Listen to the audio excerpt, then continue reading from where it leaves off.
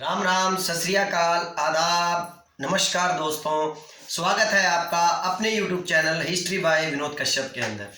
दोस्तों, जैसा कि आप जानते हैं, मैं लगातार हिस्ट्री के वीडियो आपके लिए उपलब्ध करवाता जा रहा हूं और इसी सीरीज के अंदर हम आज इतिहास के उस टॉपिक को पढ़ने वाले हैं जिसका नाम है महाराणा राज सिंह।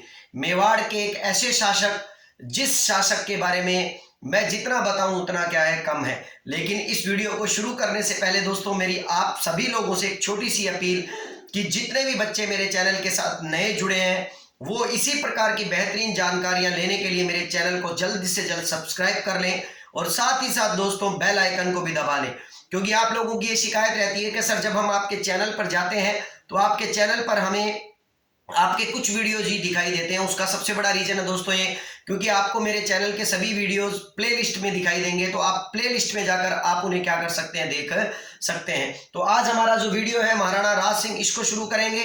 इससे पहले आप मेरे चैनल के बेल आइकन के बटन को दबा लीजिए। और दोस्तों, यदि ये वीडियो आपको अच्छा लगे, जानकारी अच्छे लगे, तो आप अपने दोस्तों के अंदर मेरे चैनल के बारे में जरूर उन्हें क्या कीजिएगा, बताइएगा। चलिए दोस्तों, महाराणा राज सिंह, देखिए दोस्तों, महाराणा राज सिंह जो थे ये मेवाड़ के शासक थे और मेवाड़ के शासक, इनके पिता का नाम था जगत सिंह, ठीक है ना, महाराणा जगत सिंह। तो याद रखिएगा, इनके पिता जो थे, इनके पिता का नाम था महाराणा जगत सिंह। ये दोस्तों वही जगत सिंह है जिनके बारे में मैं आपको ये बताना चाहूंगा कि जगत सिंह प्रथम, याद रखिएगा दोस्तों, ये वही जगत सिंह प्रथम है जिन्होंने पिछोला झील के अंदर बने जग मंदिर के महलों का निर्माण कार्य क्या किया था, पूरा किया था। आपको याद रखना पड़ेगा दोस्तों, पिछोला झील के अंदर दो तरह के मंदिर बने हुए हैं, जिनमें एक तो है जग मंदिर और एक है जगत निवास मंदिर या जगत निवास महल। दोस्तों, ये जो दो प्रकार के महल हैं, इन दोनों प्रकार के महलों में जग मंदिर के महलों का निर्माण जो है वो किसने शुरू किया था, करण सिंह के द्वारा शुरू किया गया था, जो महाराणा प्रताप के पोते थे, ठीक है ना, अर्थात अमर सिंह के क्या थे, बेटे थे। और याद रखिएगा, उनके कार्यों को पूरा करने वाला, अर्थात करण सिंह के मरने के बाद वो महल जो थे वो अधूरे रह गए थे, तो उसी कार्य को पूरा किसने किया, जगत सिंह प्रथम ने किया, अर्थात महाराणा प्रताप के पड़पोते ने किया। और इसी वजह से उन महलों का नाम क्या रख दिया गया, जग मंदिर रख दिया गया, जो पिछोला झील में बने हैं। उसके बाद मेवाड़ के आगे चलने के बाद एक शासक आए जिनका नाम था जगत सिंह सेकंड।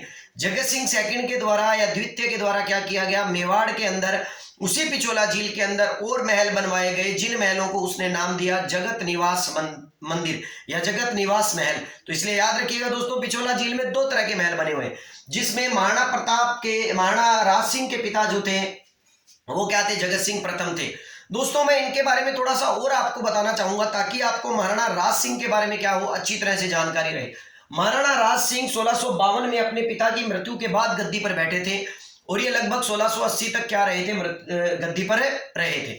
लेकिन दोस्तों, सबसे बड़ी बात यह है कि महाराणा जगत सिंह प्रथम जो थे, उन्होंने अपने काल के अंदर एक बड़ी इंपॉर्टेंट घटना घटित की थी। एक घटना को क्या किया था, अंजाम दिया था। वो घटना क्या थी दोस्तों, कहते हैं कि अमर सिंह के काल के अंदर, महाराणा अमर सिंह के काल में जो महाराणा प्रताप के पुत्र थे, उनके काल के अंदर सन 1615 के अंदर एक संधि हुई थी, जिस संधि का नाम था मेवाड़ मुगल संधि। और इस संधि के अंतर्गत चित्तौड़गढ़ दुर्ग जो था वो मेवाड़ के राजाओं को दे दिया गया था। और मेवाड़ के राजाओं ने एक शपथ ली थी, एक कसम ली थी कि हम किसी भी प्रकार का वैवाहिक संबंध जो है वो किससे नहीं जोड़ेंगे, मुगलों से नहीं जोड़ेंगे। हाँ, उनकी अधीनता क्या कर सकते हैं, हम स्वीकार कर सकते हैं। और उसके बदले करण सिंह पहला शासक बना था, जो मेवाड़ के शासकों में से ऐसा शासक था जो मुगल दरबार में पहली बार क्या हुआ था, उपस्थित हुआ था। तो कहते हैं दोस्तों, जो वो संधि थी, उस संधि की शर्त ये थी कि आपको चित्तौड़ दुर्ग दे दिया जाएगा, लेकिन आप चित्तौड़ दुर्ग का क्या नहीं करवा पाएंगे, निर्माण कार्य नहीं करवा पाएंगे, उसका पुनर्निर्माण नहीं करवा पाएंगे। जैसा टूटा हुआ है, जैसा भी बना हुआ है, या जिस तरह से क्षति में वो पड़ा है, उसी को वैसे ही रखना पड़ेगा आपको। लेकिन कहते हैं दोस्तों कि महाराणा जगत सिंह प्रथम ने अपने काल के अंदर, उस वक्त दिल्ली का शासक जो था वो कौन हुआ करता था दोस्तों, शाहजहां हुआ करता था। ये भी याद रखिएगा, कौन हुआ करता था, शाहजहां हुआ करता था। शाहजहां जो दिल्ली का शासक हुआ करता था दोस्तों, शाहजहां जो था उसको, उसके काल के अंदर क्या हुआ, जगत सिंह प्रथम ने चित्तौड़ के दुर्ग का निर्माण कार्य करना शुरू कर दिया। अर्थात जो टूटा हुआ भाग था, उस टूटे हुए भाग को उसने क्या करना शुरू किया, निर्माण करना शुरू कर दिया। जिससे ऐसा कहा जाता है कि इस बात की खबर जो थी वो शाहजहां को लग गई और शाहजहां बड़ा नाराज हुआ और शाहजहां ने क्या किया क्या चित्तौड़ दुर्ग के अंदर अपने कुछ सैनिक भेजकर, अपने कुछ लोगों को भेजकर उसने क्या किया, उस निर्माण कार्य को क्या कर दिया, तुड़वा दिया। और ऊपर से इसी शाहजहां ने एक फरमान जारी किया दोस्तों, याद रखिएगा, उसी शाहजहां ने एक फरमान जारी किया, जो फरमान कब जारी किया गया, 1631 में जारी किया गया। शाहजहां के द्वारा 1631 के अंदर एक फरमान जारी किया गया और यह कहा गया कि आपने उस संधि की शर्तों का उल्लंघन किया है, इसलिए मैं आज से 1631 से मेवाड़ के अंदर से, मेवाड़ रियासत से प्रतापगढ़ और दूसरा शाहपुरा, याद रखिएगा दोस्तों, दो रियासतें प्रतापगढ़ और शाहपुरा नामक ये दोनों के दोनों क्षेत्र जो है ये दोनों अलग करता हूं मेवाड़ रियासत से। और मेवाड़ रियासत से अलग कर इन दोनों क्षेत्रों को अलग से एक रियासत का क्या देता हूं, दर्जा देता हूं। इसका मतलब साफ था कि मेवाड़ का जो भूभाग बना हुआ था उस भूभाग में ये दोनों रियासतें पहले आया करती थी, लेकिन 1631 के फरमान के बाद इनको दो अलग रियासतों का क्या दे दिया गया था, दर्जा दे दिया गया था। ऐसे करने वाले व्यक्ति कौन थे, शाहजहां थे। और ऐसा उन्होंने क्यों किया, क्योंकि जगत सिंह प्रथम के काल के अंदर उन्होंने चित्तौड़ का निर्माण कार्य कर लिया था, अर्थात मेवाड़ मुगल संधि का क्या कर दिया था, उल्लंघन कर दिया था। तो दोस्तों मैंने ये बात आपको क्यों समझाई, क्योंकि आपको राज सिंह के काल में इस संधि की उसी उल्लंघन की जाने वाली शर्त का बड़े पैमाने पर विरोध देखने को मिलेगा, और इसीलिए मैंने आपको ये बात बताई। दूसरी बात, प्रतापगढ़ और शाहपुरा जैसे जो क्षेत्र जगत सिंह प्रथम के काल के अंदर मेवाड़ से अलग हो गए हैं, उन्हीं क्षेत्रों को पुनः राज सिंह क्या करेगा, अपने काल के अंदर क्या करेगा, इन्हें मिला लेगा। और किस तरह मिलाएगा इसके बारे में हम आगे चर्चा करेंगे। इसीलिए आप जल्द से जल्द मेरे चैनल के साथ जुड़ जाइए। और जिन बच्चों ने मेरे चैनल को सब्सक्राइब नहीं किया है, चैनल का नाम है हिस्ट्री बाय विनोद कश्यप, वो जल्द से जल्द मेरे चैनल को सब्सक्राइब कर लें, ताकि इसी प्रकार की बेहतरीन जानकारियां मैं आपको क्या करता रहूं, देता रहूं। तो चलिए दोस्तों हम वीडियो को शुरू राज सिंह की तरफ से करते हैं, क्योंकि अभी तक हमने महाराणा किसके बारे में पढ़ा, जगत सिंह प्रथम के बारे में पढ़ा, तो आपको इस बात के बारे में अच्छी तरह पता लग गया होगा। और अब हम इसके बाद आगे क्या करते हैं, आगे की जानकारी क्या करते हैं, प्राप्त करते हैं। तो दोस्तों यहां पर हम बात करेंगे महाराणा राज सिंह की। महाराणा राज सिंह के काल के अंदर सबसे इंपॉर्टेंट घटना क्या घटित हुई कि उनके पिता के मरने के बाद जब 1652 में राज सिंह गद्दी पर बैठे, तो राज सिंह गद्दी पर बैठे तो राज सिंह की सबसे महत्वपूर्ण बात क्या थी, राज सिंह की सबसे महत्वपूर्ण बात यह थी कि वो अपने काल के अंदर अपने पिता के उसी कार्य को करना चाहते थे जिस कार्य को पिता करना चाह रहे थे, और उसके बदले में उनकी दो क्षेत्र जो थे वो उनके हाथ से निकल गए थे, अर्थात चित्तौड़ का निर्माण कार्य, अर्थात चित्तौड़ का पुनर्निर्माण। तो मैं आपको राज सिंह के बारे में पहले कहानियां बताने से उपेक्षा, मैं आपको सबसे पहले क्या करूंगा, राज सिंह की उपाधि के बारे में जिक्र करूंगा। और उपाधि जो होगी वो राज सिंह की कौन सी होगी, विजय कतकातु। याद रखिएगा दोस्तों, एक तो राज सिंह की उपाधि है जिसका नाम है विजय कतकातु, ये राज सिंह की उपाधि है। दूसरा याद रखिएगा, राज सिंह को ही मेवाड़ का दूसरा महाराणा प्रताप कहा जाता है। तो याद रखिएगा, राज सिंह को ही दूसरा प्रताप कहा गया है। और ये दूसरा प्रताप राज सिंह को कहां लिखा हुआ है, कहां कहा गया है, ग्रंथ है दोस्तों जिसका नाम है खुम्माण रासो।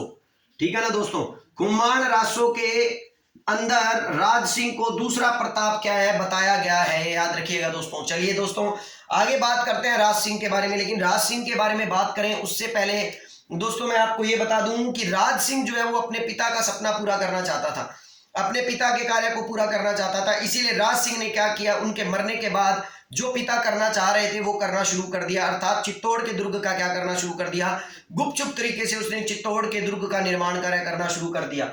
उस वक्त भी दोस्तों दिल्ली का जो सुल्तान था उसका नाम क्या था, शाहजहां। याद रखिएगा दोस्तों, उस वक्त दिल्ली का सुल्तान जो था वो कौन था, शाहजहां था। और इसीलिए ऐसा कहते हैं कि शाहजहां को फिर इस बात के बारे में पता लग गया कि राज सिंह जो है वो बड़े पैमाने पर क्या कर रहा है, चित्तौड़ के दुर्ग का क्या कर रहा है, निर्माण कार्य कर रहा है। तो अब की बार राज सिंह बड़ा नाराज, अब की बार शाहजहां बड़ा नाराज हुआ और उसने राज सिंह को सबक सिखाने का निश्चय कर लिया। और उसने इतनी बड़ी सेना भेजी शाहजहां ने, और वो सेना जो है वो किसके नेतृत्व में चित्तौड़ पहुंच गई, सादुल्ला खां के नेतृत्व में चित्तौड़ पहुंच गई। कहते हैं कि लगभग 25,000 के करीब सैनिक भेजे थे उसने, क्योंकि राज सिंह एक ताकतवर शासक था। दूसरी बात, राज सिंह जो है वो विरोध कर रहा था। और तीसरी बात, सबसे बड़ी बात, कि राज सिंह बड़े पैमाने पर चित्तौड़ का निर्माण कार्य कर रहा था, जिससे शाहजहां को यह लग रहा था कि कहीं राज सिंह उसके खिलाफ ना हो जाए, बागी ना हो जाए।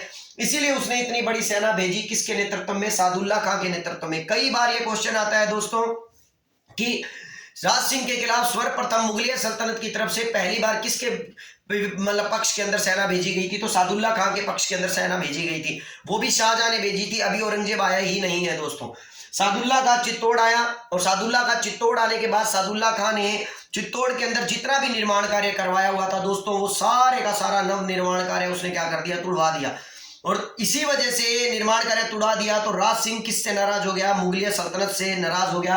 कहते हैं ये सादुल्ला खां चित्तौड़ को छोड़कर गया ही नहीं, और लगभग 15 दिन ये कहां रहा, चित्तौड़ दुर्ग में ही रहा।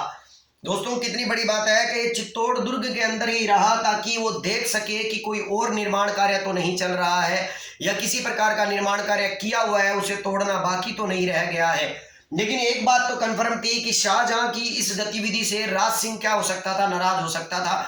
और हो सकता नहीं था दोस्तों, बल्कि राज सिंह क्या हो चुका था, नाराज हो चुका था।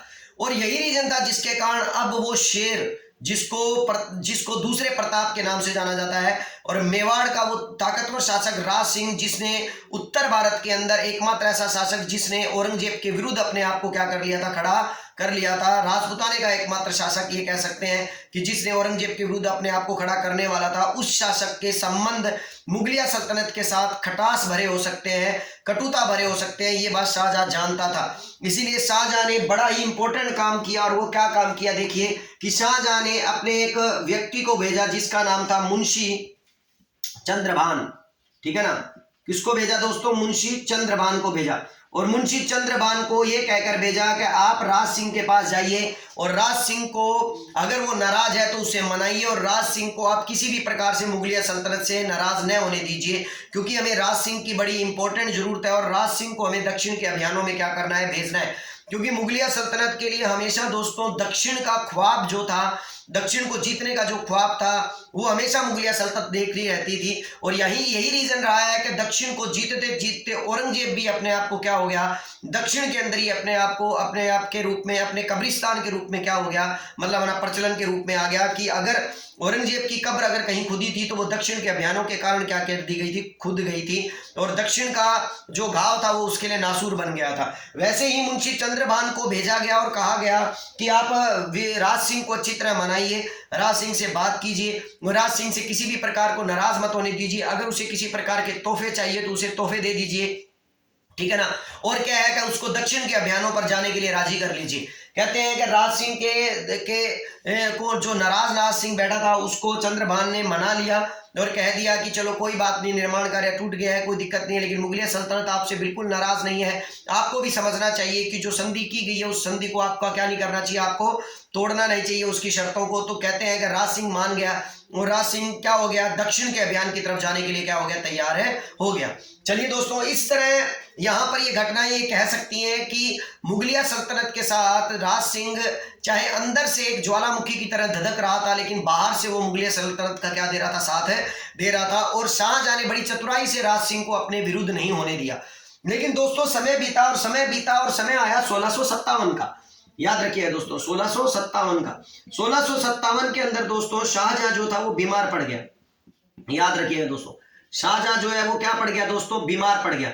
शाहजहां बीमार पड़ गया दोस्तों, शाहजहां बीमार पड़ा तो कहते हैं कि शाहजहां के चारों पुत्रों के अंदर, ठीक है ना, गद्दी को लेकर संघर्ष हो गया, जिस संघर्ष के अंदर उसके सबसे इंपॉर्टेंट पुत्र जो थे, एक बड़ा पुत्र जिसको शाहजहां गद्दी पर बिठाना चाहता था, जिसका नाम था दारा शिकोह, और उसके बाद दूसरा पुत्र जो था जो गद्दी पर स्वयं बैठना चाहता था और सबसे ताकतवर था, उसका नाम था औरंगजेब।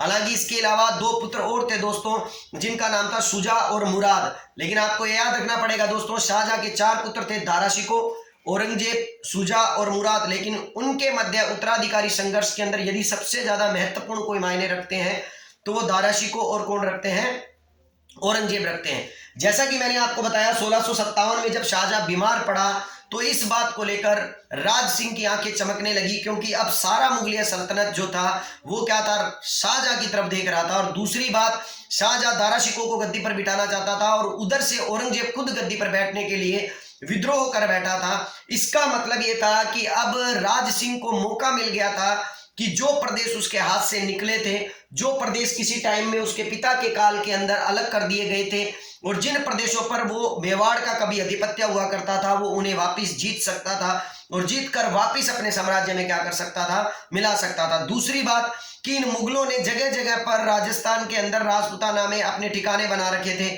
और उन ठिकानों की बदौलत कोई भी राजा किसी भी प्रकार की कोई कार्रवाई नहीं कर सकता था। इसीलिए राज सिंह ने उन ठिकानों को भी समाप्त करने का क्या कर लिया था, सोच लिया था। और हुआ यही दोस्तों, कहते हैं कि राज सिंह ने अपने काल के अंदर 2 मई, याद रखिएगा दोस्तों, 2 मई को, क्योंकि 1657 में वो बीमार है, और इसीलिए ऐसा कहते हैं कि 1658 के अंदर 2 मई 1658 के अंदर राज सिंह ने क्या करना शुरू कर दिया। राज सिंह ने टीका दौड़ उत्सव के बहाने, एक टीका दौड़ उत्सव होती है दोस्तों, ये कब होती है, क्यों होती है, ये इसके बारे में मैं आपको बाद में बताऊंगा, लेकिन पहले आप इस पूरे विवरण को समझ लीजिए। टीका दौड़ उत्सव जो होती है, उस उत्सव के दौरान कहते हैं कि उसने आसपास के जितने भी ठिकाने थे, अपने राज्य जितने भी जो थे, अपने राज्य के जो क्षेत्र थे जो उनसे कभी अलग हो गए थे, 2 मई 1658 के अंदर उसने इसी टीका दौड़ उत्सव के बहाने अभी आसपास के सभी क्षेत्रों को क्या कर लिया, उसने वापिस जीत लिया, और साथ ही साथ मुगलिया सल्तनत के ठिकानों पर उसने आक्रमण करना क्या कर दिया, शुरू कर दिया, वहां पर लूटपाट शुरू कर दी। और इस तरह कहते हैं कि वह वापिस जून के अंदर कहां आ गया, मेवाड़ आ गया। इस तरह राज सिंह ने अपने उस सभी साम्राज्य को वापिस प्राप्त कर लिया था जो साम्राज्य कभी उनके हाथ से क्या हो गए थे, निकल गए थे, और राज सिंह ने अपने साम्राज्य का निर्माण करना शुरू कर दिया था। लेकिन कहते हैं दोस्तों कि जब राज सिंह ने इस तरह का कार्य किया तो इस बात के बारे में मुगलिया सल्तनत चाहे जानती हो, लेकिन अभी वो स्थिति में नहीं थी कि वो राज सिंह के क्या हो पाए, विरुद्ध हो पाए। लेकिन मुगलिया सल्तनत ये भी जानती थी और राज सिंह भी ये जानता था कि कहीं ना कहीं उन्हें मुगलिया सल्तनत के पक्ष में रहकर ही काम करना पड़ेगा, उनकी बात माननी ही पड़ेगी। और इसीलिए ऐसा कहते हैं कि जब राज सिंह अपने टीका दौड़ उत्सवों के दौरान अपने प्रदेशों को जीत रहा था, जीतता जीतता अनेक प्रदेशों के अंदर जा रहा था, नीचे डूंगरपुर बांसवाड़ा की तरफ था, ऊपर के क्षेत्रों के अंदर था, तब ऐसा कहते हैं कि जब राज सिंह खारी नदी के करीब पहुंचा था, जब अपने ऊपर के प्रदेशों को वो जीत जा रहा था, खारी नदी याद रखिएगा दोस्तों, राजसमंद, भीलवाड़ा और टोंक में बहती है, तो आपको समझना होगा कि ये राजसमंद है, ये भीलवाड़ा है और ये टोंक है, ठीक है ना। तो आपको समझना होगा खारी नदी इस तरह बहती है। तो कहते हैं कि जब राज सिंह इस खारी नदी के किनारे पर था, इस खारी नदी के करीब था, तो कहते हैं कि इस खारी नदी के पास राज सिंह को दारा शिकोह का एक पत्र मिला। दारा शिकोह ने राज सिंह को एक पत्र लिखा था और उस पत्र में ये कहा था कि राज सिंह, तुम मुगलिया सल्तनत के हमेशा अधीन रहे हो और तुम हमेशा वफादार रहे हो, और मेवाड़ हमेशा मुगल सल्तनत को क्या करती है, मतलब ना प्रमोट करती है, उसको फॉलो करती है। तो मैं ये आशा करता हूं कि तुम इस उत्तराधिकार संघर्ष में, जिसके अंदर औरंगजेब ने हमारे विरुद्ध क्या कर दिया है, संघर्ष छेड़ दिया, इस संघर्ष में तुम क्या दोगे, मेरा साथ दोगे, अर्थात तुम मुगलिया सल्तनत का साथ दोगे। क्योंकि शाहजहां जो है वो किसको गद्दी पर बिठाना चाहता था, दारा शिकोह को। दूसरी तरफ आपको दोस्तों ये भी बता दूं कि केवल राज सिंह के पास दारा शिकोह का ही पत्र नहीं आया था, बल्कि राज सिंह के पास औरंगजेब ने भी पत्र लिखकर भेजा था, और औरंगजेब ने भी उस पत्र में राज सिंह से ये उससे ये विनती की थी और उसको ये कहा था कि आपको उत्तराधिकार संघर्ष के अंदर मेरा साथ देना चाहिए। कहते हैं राज सिंह इस बात को समझता था, क्योंकि राज सिंह ये जानता था कि औरंगजेब लगातार दक्षिण से जीतता हुआ ऊपर आ रहा है, वो लगातार कई प्रदेशों को जीत चुका है, और राज सिंह एक दूरदर्शी वाला व्यक्ति था। वो इस बात को समझ गया था कि मुगलिया सल्तनत पर दारा शिकोह नहीं बल्कि औरंगजेब जैसा व्यक्ति ही गद्दी पर बैठ सकता है। इसीलिए उसने अपने पत्र के अंदर इन दोनों लोगों को एक जवाब लिखा, और वो जवाब ये था कि मैं मुगलिया सल्तनत को अपना सब कुछ मानता हूं, लेकिन मुगलिया सल्तनत के राजकुमारों के उत्तराधिकार युद्ध में मैं किसी भी प्रकार से किसी का भी साथ नहीं दे सकता। आप में से कोई भी व्यक्ति यदि मुगलिया सल्तनत के सिंहासन पर बैठता है तो मैं उसके प्रति अपनी क्या रख सकता हूं, निष्ठा रख सकता हूं। इसका मतलब साफ था कि राज सिंह ने अपने आप को इन मुगल उत्तराधिकार से क्या कर लिया था, मुगल उत्तराधिकारी युद्ध से क्या कर लिया था, बिल्कुल अलग कर लिया था। उसने न दारा शिकोह को क्या किया, सहयोग प्रदान किया, और न ही किसको सहयोग प्रदान किया, औरंगजेब को सहयोग प्रदान किया। दोस्तों यही रीजन है इसके कारण कि जब 1658 के अंदर औरंगजेब ने दारा शिकोह हरा दिया, इस बात के बारे में मैं आपको अपने कई वीडियो में क्या कर चुका हूं, जानकारी दे चुका हूं। जैसा कि मैंने महाराजा जसवंत सिंह के बारे में जब आपको वीडियो बनाया था, यदि आपको इसकी पूरी जानकारी लेनी है तो आप मेरे महाराजा जसवंत सिंह के वीडियो को भी जरूर देखिएगा दोस्तों। ये हिस्ट्री बाय विनोद कश्यप के चैनल पर ये वीडियो आपको अच्छी तरह मिल जाएगा। तो दोस्तों आपको ये बता दूं कि औरंगजेब ने दारा शिकोह का अंत कर दिया था और उसके बाद औरंगजेब गद्दी पर बैठ गया था। ये सारी कहानी मैंने अपने दूसरे वीडियो में क्या कर चुका हूं, मैं डाल चुका हूं मैं। लेकिन अब आपको समझना ये है कि जब औरंगजेब गद्दी पर आकर बैठा तो औरंगजेब एक बात से बड़ा खुश था कि राज सिंह ने क्या हुआ कि मुगलिया सल्तनत के साथ न देते हुए, अर्थात मुगलिया सल्तनत ने शाहजहां और दारा शिकोह का साथ न देते हुए वो तटस्थ रहा था, इसीलिए औरंगजेब राज सिंह से बड़ा प्रसन्न हुआ था। और यही रीजन था कि जिस राज सिंह का मनसब जो था दोस्तों पहले 5000 हुआ करता था, कि जब औरंगजेब शासक बना तो उसका मनसब बढ़ाकर कितना कर दिया, 6000 कर दिया। ये बड़ा ही अजीब लगता है दोस्तों जब हम पढ़ते हैं कि औरंगजेब और राज सिंह जो थे आपस में एक सांप और नेवले की तरह दिखाए जाते हैं, बताए जाते हैं। लेकिन अगर इनका संपूर्ण अध्ययन किया जाए तो आपको समझ में आएगा कि ये दोनों बहुत अच्छे दोस्त हुआ करते थे, ठीक है ना। और यही रीजन है, देखिए कि जब औरंगजेब गद्दी पर बैठता है तो राज सिंह को कितना महत्व देता है कि 5000 से उसके मनसब कितने कर देता है, 6000। अब अगर अधूरा ज्ञान रखते हैं तो वो लोग ये कहते हैं नहीं जी दोनों दुश्मन थे, ये थे, दोनों दुश्मन हुए, दुश्मन थे नहीं, मित्र थे। और देखिए इसीलिए देखो औरंगजेब जब गद्दी पर बैठता है तो केवल मनसब नहीं बढ़ाता बल्कि उसे डूंगरपुर और बांसवाड़ा के परगने भी दे देता है। आप इसका स्क्रीनशॉट लेना चाहें तो दोस्तों ले सकते हैं, और मैं इससे आगे की इसकी जानकारी क्या करता हूं आपको देता हूं।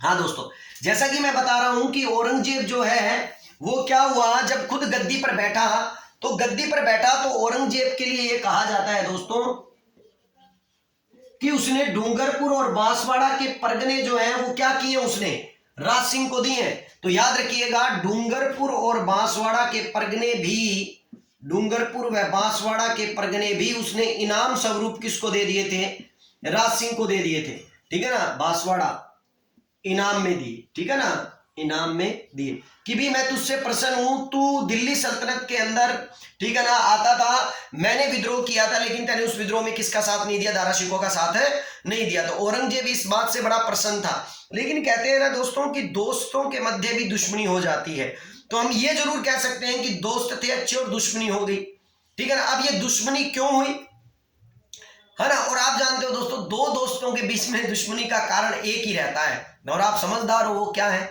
और वो क्या है, बिल्कुल सही है, ठीक है ना। पृथ्वीराज चौहान और गुजरात के शासक चालुक्य भीमदेव के मध्य भी अगर शत्रुता हुई तो किसके लिए हुई, एक औरत के लिए हुई जिसका नाम था इच्छिनी, ठीक है ना। ऐसे ही हम बात करें तो अलाउद्दीन खिलजी के बारे में पढ़ते हैं और रावल रतन सिंह के बारे में पढ़ते हैं, तो पढ़ते हैं इन दोनों के बारे में शत्रुता हुई पद्मावत के अनुसार, किसके कारण हुई, ठीक है ना, रानी पद्मिनी के कारण हुई। यहां भी दोस्तों ये दोनों दोस्त जो है, अब क्या है, हम इन दोनों दोस्तों के मध्य के विवाद के कुछ कारणों को पढ़ेंगे और इन विवाद के कारणों को पढ़ते हुए हम आगे बढ़ेंगे। तो हम सबसे पहले औरंगजेब के मध्य और राज सिंह के मध्य होने वाले विवादों के बारे में पढ़ रहे हैं, और उन विवादों में कि उनके आपस के मध्य उनके विवाद के क्या कारण थे इसके बारे में जानकारी ले रहे हैं। तो उनके विवाद के कारणों में हम सबसे पहले पहला कारण पढ़ेंगे उसके विवाद का, कि पहला कारण क्या था, चारुमती विवाद था, चारुमती विवाद था। अब आप कहोगे सर ये चारुमती कौन है, ये चारुमती कौन है। अब आप ये पूछोगे तो दोस्तों आपको मैंने ये कह दिया ये विवाद का एक कारण है, तो एक कारण तो यही रह गया कि ये विवाद का कारण है, लेकिन मैं आपको चारुमती विवाद के बारे में अच्छी तरह जानकारी देता हूं। तो सुनिए दोस्तों, चारुमती किशनगढ़ के एक राजा थे जिनका नाम था रूप सिंह, उनकी बेटी थी, और मान सिंह राठौड़ इसका भाई था। अब हुआ ये कि मान सिंह राठौड़ जो था वो औरंगजेब का अच्छा मित्र था, तो मान सिंह राठौड़ ने क्या किया, अपनी इस बहन का रिश्ता औरंगजेब से करने का क्या कर लिया, निश्चय कर लिया। और औरंगजेब ने चारुमती को देखा तो औरंगजेब को ये महिला जो है वो बड़ी पसंद आई, और औरंगजेब ने तुरंत क्या कर लिया कि है ना इससे विवाह करने का निश्चय किया। और औरंगजेब ने क्या कर दिया, अपना डोला जो है, अपनी जो पालकी जो है सजा धजा कर कहां भेज दी, ठीक है ना, किशनगढ़ भेज दी। सपने ले रहा था कि भी हाँ ठीक है यार एक छत्राणी के साथ विवाह होगा उसका। अब कहते हैं कि मान सिंह तो विवाह करवाना चाहता था चारुमती का औरंगजेब के साथ, लेकिन मुद्दा ये है कि चारुमती को औरंगजेब पसंद नहीं था, सबसे बड़ी बात है। और कहते हैं ना कि मियां बीबी राजी तो क्या करेगा काजी, यहां पर चारुमती राजी नहीं थी, और चारुमती राजी थी किससे, राज सिंह से, क्योंकि राज सिंह का नाम चलता था। राज सिंह थोड़ा मतलब ना अच्छा सुंदर गठीला पुरुष भी था, और सबसे बड़ी बात राजपुताना में क्षत्रिय था यार, राजा था, राजपूत था, और चारुमती भी क्षत्राणी, और चलो वो उससे विवाह करना चाहे नहीं करना चाहे, लेकिन कहीं ना कहीं चारुमती ने अपने आप को बचाने के लिए राज सिंह का सहारा जरूर लिया। कैसे लिया ये देखिए। अब औरंगजेब से वो विवाह करना नहीं चाहती थी, औरंगजेब से विवाह करना नहीं चाहती थी, तो चारुमती ने एक पत्र लिखा, किसको, राज सिंह को। और राज सिंह को पत्र लिखकर कहा कि देखो राज सिंह, ठीक है, कि क्या इस पूरे राजपूताना के अंदर कोई भी ऐसा राजपूत राजा जीवित नहीं है कि जो आज इस हंसनी को एक बगुले के हाथों से बचा सके। हंसनी चारुमती और बगुला कौन दोस्तों, औरंगजेब। अब इस हंसनी को बगुले से कोई बचा सके, कोई ऐसा हंस नहीं है। तो आपको भी पता है दोस्तों, यदि आपसे भी इस प्रकार का कोई आग्रह करे तो आप भी तुरंत हंस बनकर क्या हो जाओगे, सामने चले जाओगे। और यही रीजन था कि वो पत्र, वो लेटर एक लव लेटर की तरह साबित हुआ, और राज सिंह ने तुरंत देर ही नहीं लगाई और चारुमती को क्या कर लिया, उठा लाया, चारुमती से विवाह कर लिया। और इस तरह राज सिंह चारुमती को ले आया। तो औरंगजेब को ये पता लगा, औरंगजेब को पता लगते ही औरंगजेब जो है वो राज सिंह से क्या हो गया, नाराज हो गया। क्या यार, तू मेरे हाथ आने वाली थी और तू लेके चला गया। लेकिन कहते हैं दोस्तों, दोनों दोस्त थे, इसलिए कई बार ऐसा उनके साथ हुआ था और कई बार इन्होंने मिल बांट कर काम किया था। तो इसने कहा कि यार चल, अब की बार मैंने ले ली, अगली बार तू ले लेना। लेकिन यहां पर एक बड़ी कहानी आती है दोस्तों कि ये घटना चारुमती विवाद की हुई ना, तो औरंगजेब एक बार बड़ा गुस्से में आया। औरंगजेब गुस्से में आया, और कहते हैं ना, गुस्से में एक बार इंसान कहीं ना कुछ कार्रवाई करता है। और इसीलिए कहते हैं कि 1664 के अंदर औरंगजेब ने एक सेना भेजी राज सिंह के खिलाफ, जिस सेना की लड़ाई जो थी वो कहां हुई थी, राज सिंह की सेना के साथ देसूरी की नाल के अंदर हुई थी। इस लड़ाई को देसूरी की नाल की लड़ाई कहते हैं। और ये लड़ाई जो थी किस किस के मध्य हुई थी, राज सिंह के और, ठीक है ना, किसके मध्य हुई दोस्तों, औरंगजेब के मध्य।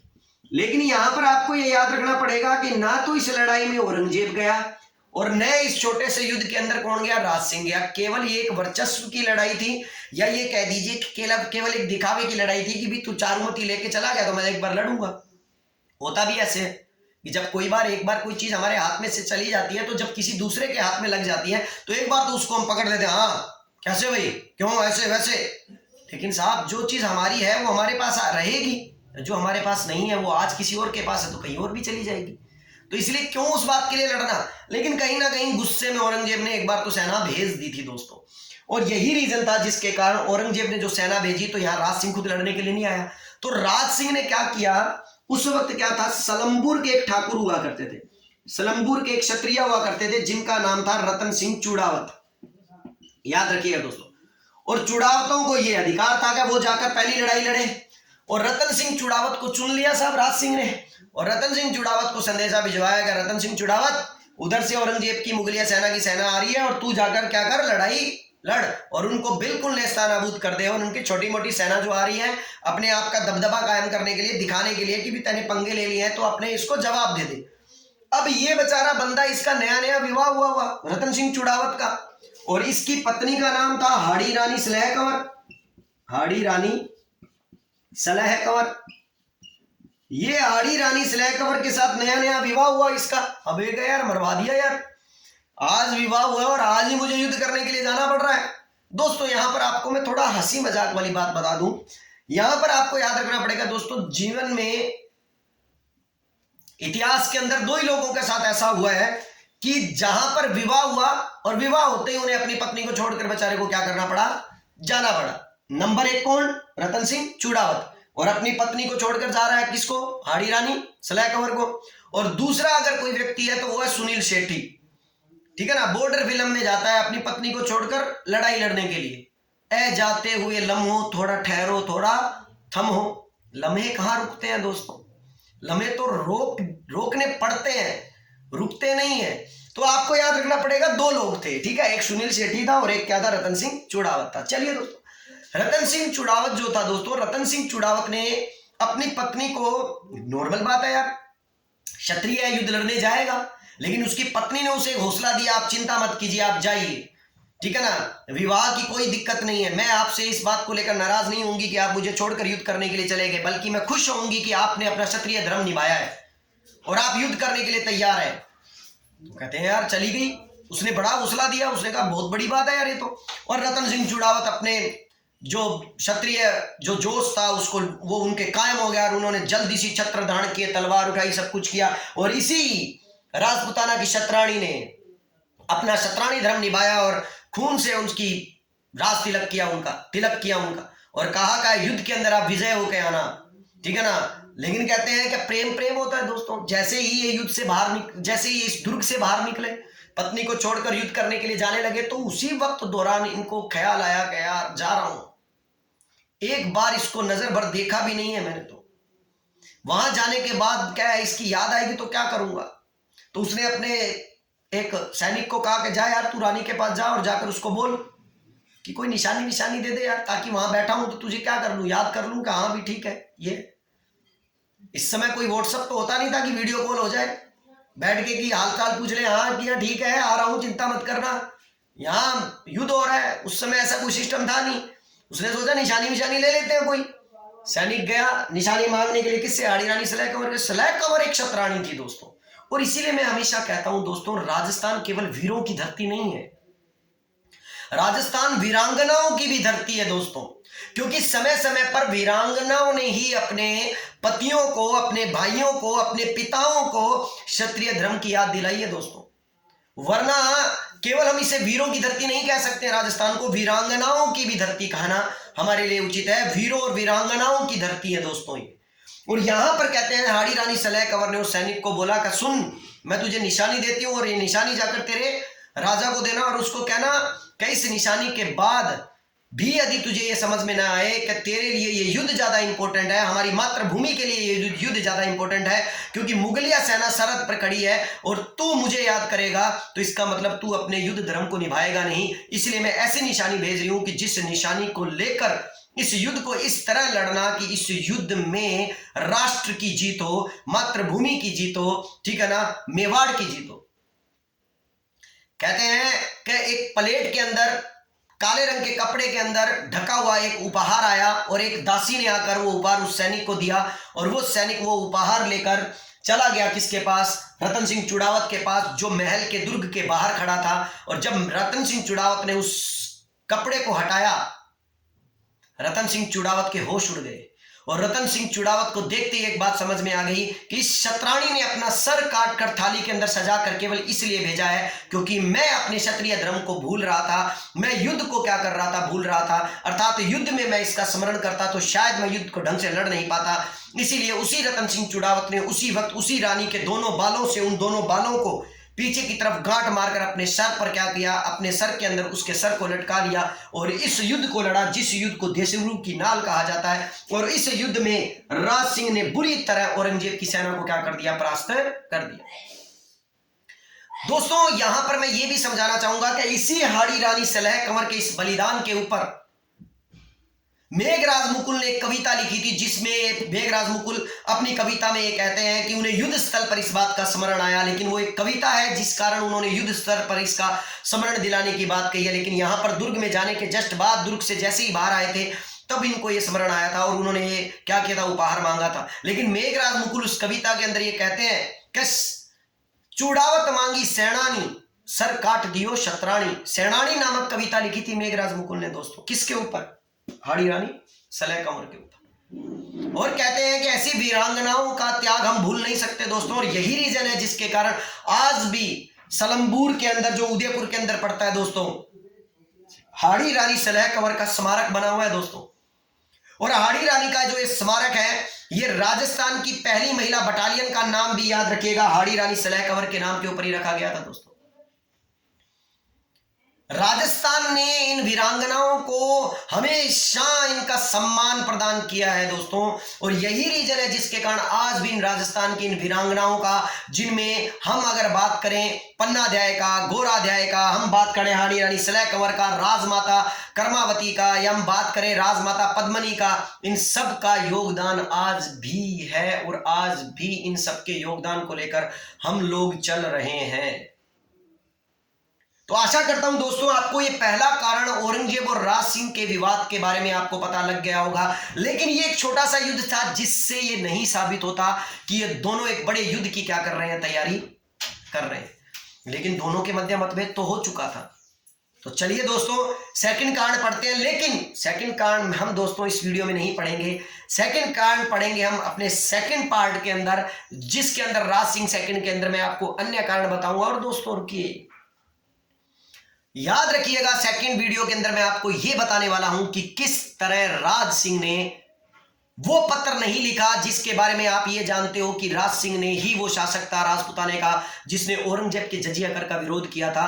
कुछ इतिहासकार ऐसे हैं जो राज सिंह की जगह पर नाम शिवाजी का भी लेते हैं दोस्तों। और इस प्रकार की बेहतरीन जानकारी के लिए मेरे channel history by Vinod Kashyap से आप जुड़ जाइए। और साथ ही साथ दोस्तों याद रखिएगा कि इस चैनल के बेल आइकन को दबाना ना भूलें, ताकि आपके आने वाले मेरे नए वीडियोस के नोटिफिकेशन आपको मिलते रहें। धन्यवाद दोस्तों, मिलते हैं अपने नेक्स्ट वीडियो के अंदर। नमस्कार।